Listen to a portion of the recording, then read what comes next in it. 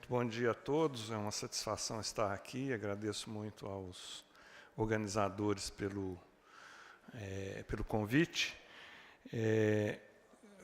Eu tenho uma apresentação que trata muito rapidamente do plano do PDDI para a região metropolitana de Belo Horizonte, do macrozoneamento e da trama, mas como as duas primeiras partes foram muito mais bem detalhadamente explicadas pela Flávia Mourão, eu vou poder ir mais rápido. Bom, essas informações vocês já têm. Aqui é mais uma ideia que acredito que todos conhecem também, mas só relembrando rapidamente. A região metropolitana tem um pouco menos de 10 mil quilômetros quadrados. 60% da região está na Bacia do Velhas e ela representa 21% do território do Velhas. 34%, quase 35% está da área está no Paraopeba e representa 25% da bacia do Paraopeba. E, finalmente,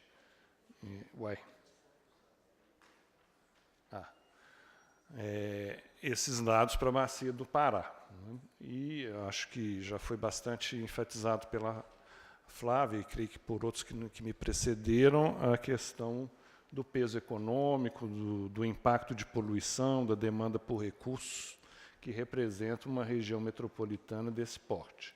Bom, aqui é só para lembrar o PDDI,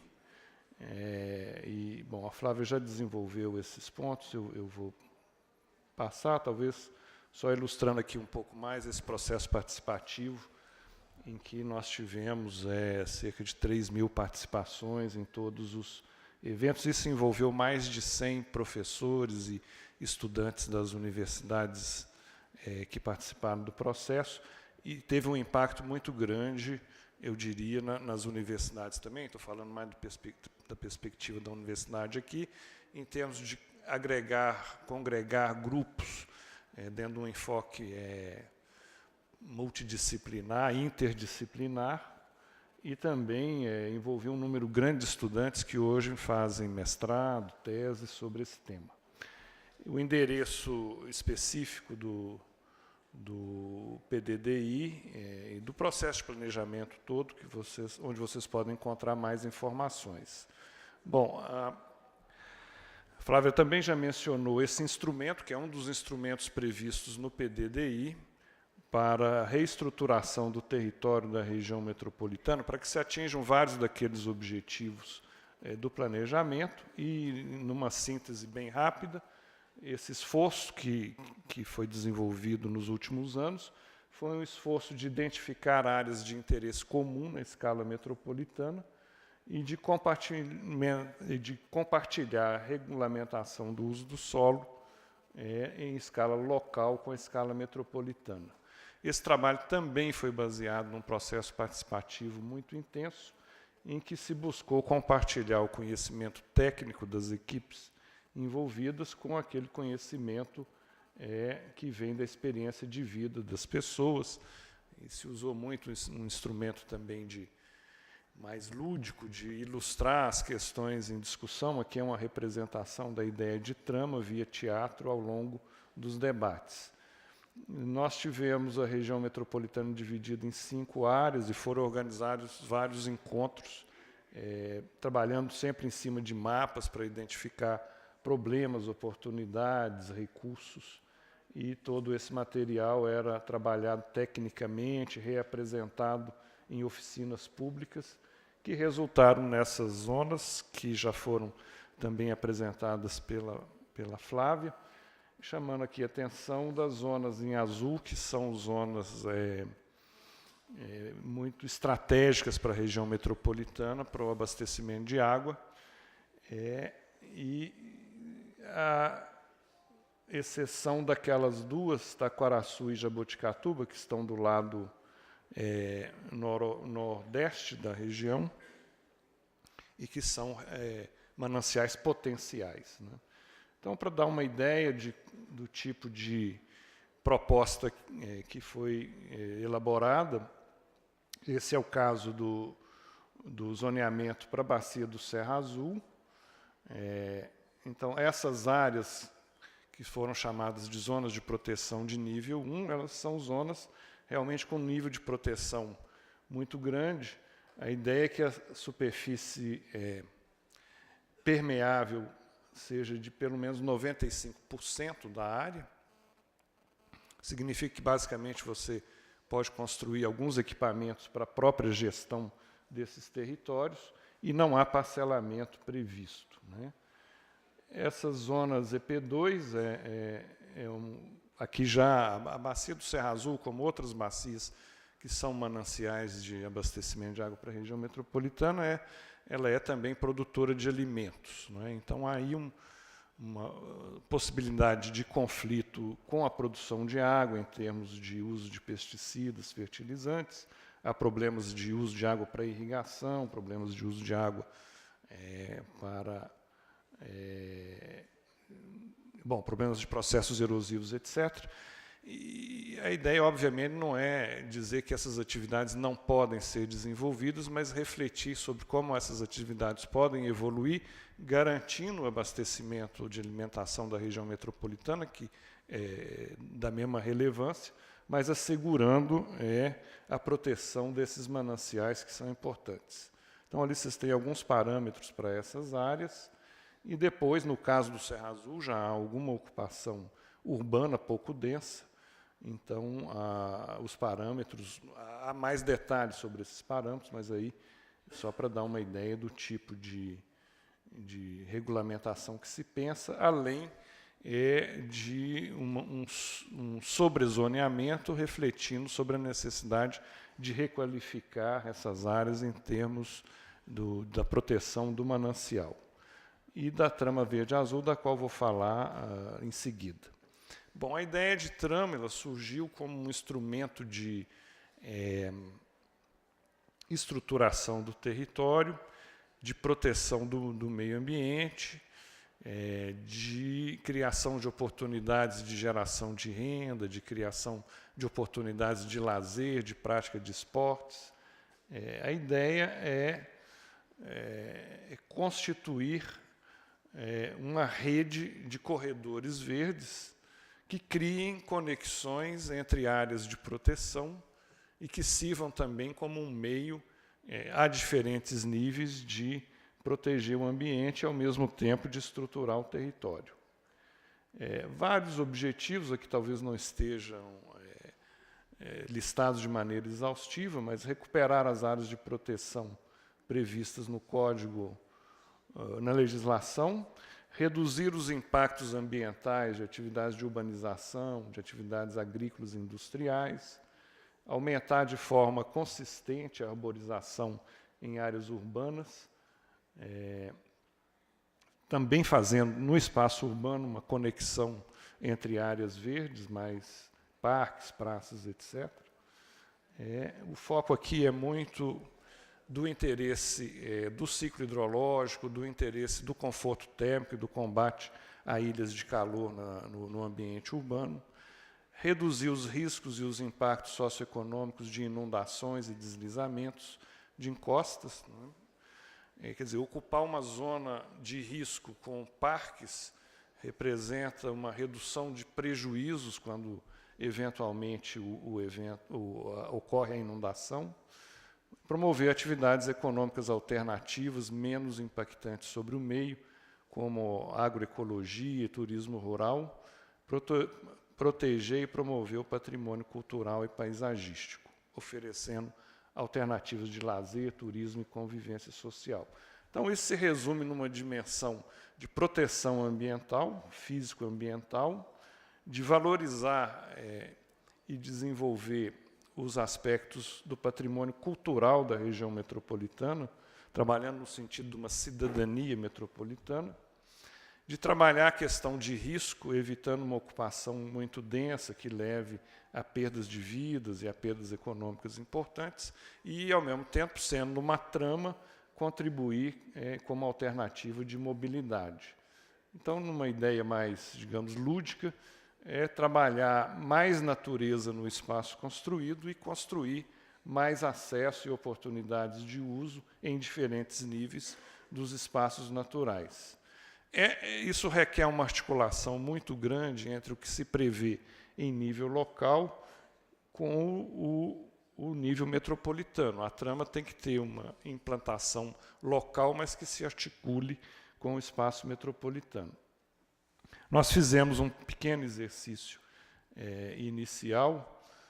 Esse trabalho é um trabalho de longo prazo, né? Aqui nós estamos vendo alguns dos critérios para começar a trabalhar a ideia de trama, a rede hidrográfica, uma série de outras informações em termos de áreas protegidas, em termos de corredores existentes ou projetados, em termos de áreas de proteção também ao nível municipal, de cavidades, enfim, um conjunto, todas as áreas de mananciais, e fizemos um primeiro traçado, que é um traçado mais feito em gabinete, para começar a conversar, que tem uma ligação muito grande com os reservatórios, os lagos que existem, a rede hidrográfica, as áreas de proteção, e isso vai requerer todo um trabalho de mais longo prazo para o desenvolvimento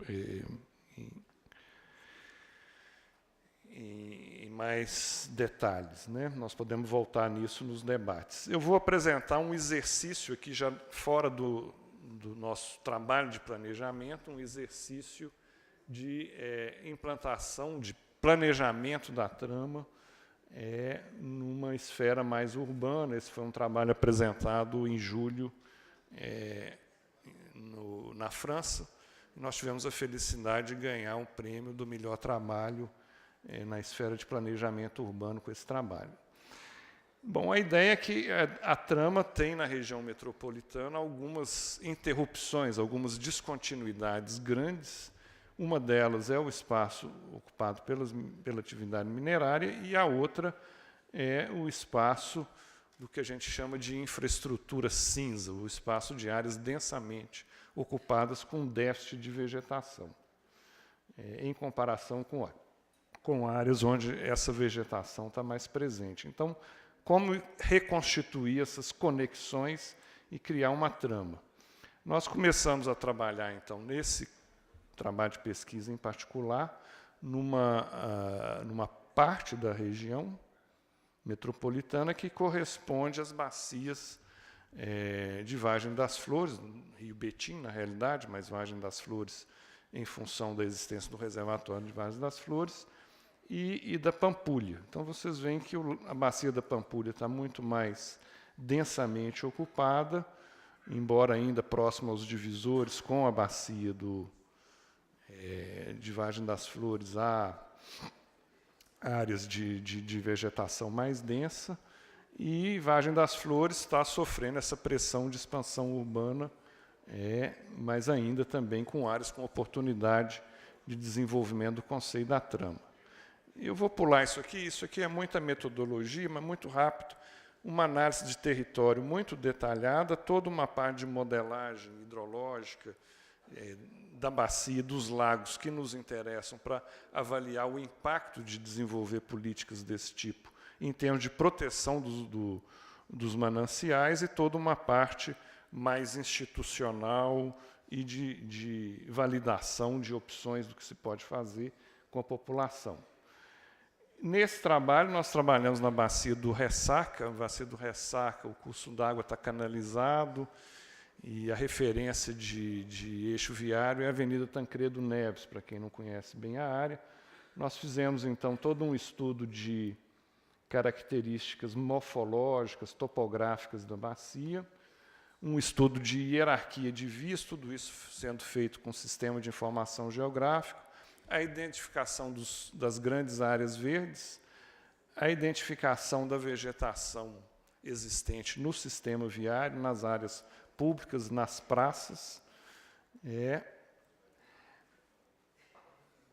Um estudo muito detalhado do tamanho dos lotes,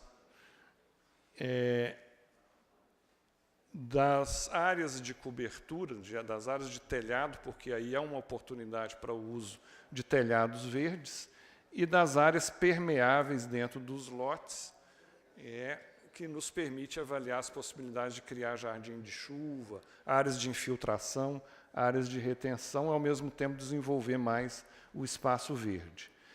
A partir daí, nós desenvolvemos um conjunto grande de critérios que tem ligação com as características da ocupação urbana, aqui para uma via arterial, em função da largura da via, o que dá para fazer, e um conjunto de critérios mais de natureza hidrológica, profundidade do lençol, capacidade de infiltração, declividade dos terrenos, e aí o tipo de alternativa que se poderia ter, e fizemos alguns trabalhos mais de imaginação, de maneiras de aumentar as áreas verdes, de criar oportunidades de acesso e, possivelmente, se a gente conseguir atingir objetivos como esse, de reabrir cursos d'água canalizados, né? A mesma coisa ao nível do lote, e começamos a avaliar via modelagem os benefícios. Ali vocês têm em azul o aumento a variação da evapotranspiração, da infiltração de águas de chuva e a redução dos escoamentos, sobretudo em período de cheia, na medida em que nós aumentamos essa presença de verde, de arborização no espaço urbano. Esse projeto acabou dando origem a um outro que é financiado pela Agência Nacional de Águas, via CAPES e via CNPq, que visa pensar não só no espaço urbano, como eu mostrei, mas em alternativas de recuperação ambiental de bacias, que são mananciais estratégicos em região metropolitana, e avaliar se os impactos da mudança climática podem ser minimizados com esse tipo de alternativa. Então, esse é um pouco o foco. Além disso, pensando em ações na bacia, em termos de redução do consumo de água para irrigação, em termos de uso de agrotóxicos, em termos de uso de fertilizantes, controle de erosão, recuperação das áreas de proteção permanentes, qual é o custo que teriam essas ações, eu já estou quase terminando, e como financiá-las, de quais maneiras se poderia pensar em promover esse tipo de ação, né? É um trabalho feito em rede com a Universidade de Brasília, com a USP, a UFMG trabalha com Vargem das Flores e Serra Azul, Brasília trabalha com o Lago Paranoá e São Paulo trabalha com a represa de Billings. Bom, acho que aqui eu posso pular, que eu já comentei.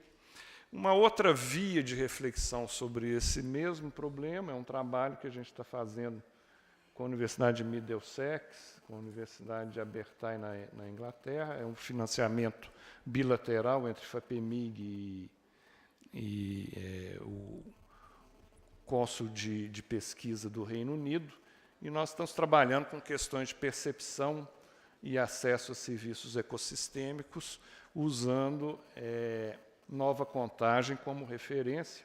Então, fizemos uma análise da evolução da ocupação urbana nesse território, trabalhamos muito com uma entrevista e com caminhadas com a população para identificar áreas de interesse ambiental nessas áreas, e definimos um conjunto... Bom, eu posso usar essa imagem mesmo. Definimos um conjunto de áreas de produção de serviços ambientais, que em Nova Contagem é bastante interessante. Vocês veem, isso aqui são vales de curso d'água. Quer dizer, há várias áreas da cidade em que as áreas ripárias foram protegidas, não estão ocupadas. É verdade que há problemas de gestão de resíduos sólidos aqui, há problemas de contaminação por esgotos, mas é um tipo de ocupação que se diferencia das áreas mais densamente ocupadas na região metropolitana. E uma outra coisa que dá para ver menos, e não sei por que a outra imagem... carregou. E o que vocês estão vendo em amarelo é vegetação dentro dos lotes. Quando você visita a cidade, as ruas são muito pouco arborizadas, mas há uma conexão interna via as áreas privadas que tem um potencial grande em termos de conceito de trama igualmente. Era mais ou menos isso que eu queria falar. Nós estamos, como vocês veem, com um conjunto de projetos que ainda não estão terminados, que têm resultados parciais. E, bom, estou à disposição para conversarmos sobre isso. Muito obrigado.